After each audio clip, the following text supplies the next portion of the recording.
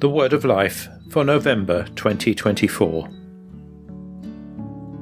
They all gave out of their wealth, but she, out of her poverty, put in everything, all she had to live on.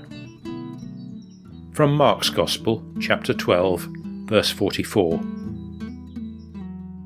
This verse comes at the conclusion of chapter 12 in the Gospel of Mark. Jesus is in the temple in Jerusalem, where he is both observing and teaching. Looking at the scene through his eyes, we become aware of the involvement of many different characters. People are simply passing through. Some have come to worship. Some are dignitaries in long robes, and some are rich people throwing their substantial offerings into the temple treasury. But here comes a widow.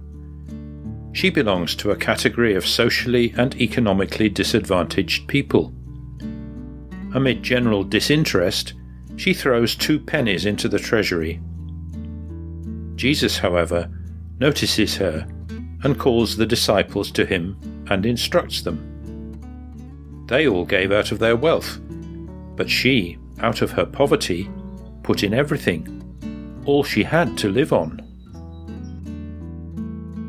Truly I say to you, these words introduce important teachings. Jesus' gaze is focused on the poor widow, and he invites us to look in the same direction, because she is a model for disciples. Her faith in God's love is unconditional. Her treasure is God himself. She surrenders all that she is and has to him, and furthermore, she wants to give all she can to support those who are poorer than her. In a way, her trusting surrender to the Father anticipates the same gift of self that Jesus will soon make through his passion and death.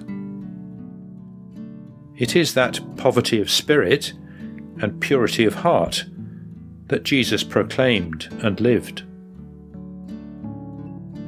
This means placing our trust in God's love and in his providence, but not in our wealth. We are poor in spirit when we allow ourselves to be guided by love for others. This results in our sharing and making what we have available to those in need.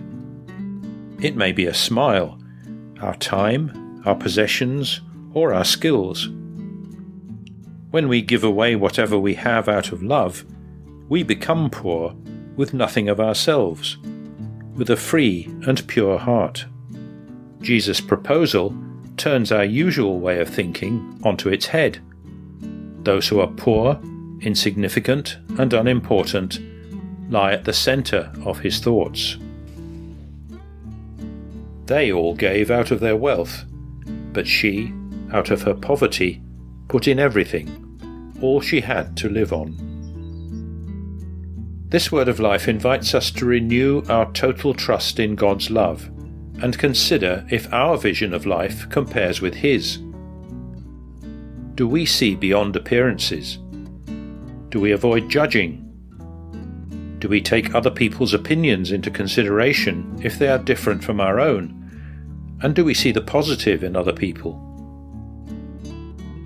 It suggests that there is an evangelical logic in freely giving to others, and that doing so creates a peaceful community because it urges us to care for one another.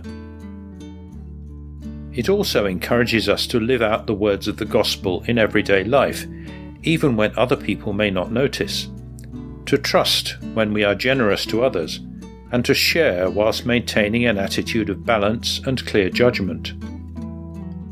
This word focuses our attention upon the least and asks us to learn from them. Venant was born and raised in Burundi. He recounts, "In the village, my family had a good farm that always produced a good harvest. My mother believed that everything was providence from heaven, and so each year she would gather the first fruits and distribute them to our neighbours, starting with the neediest families, and then allocated only a small part of what remained to us. I learnt the value of selfless giving from her example.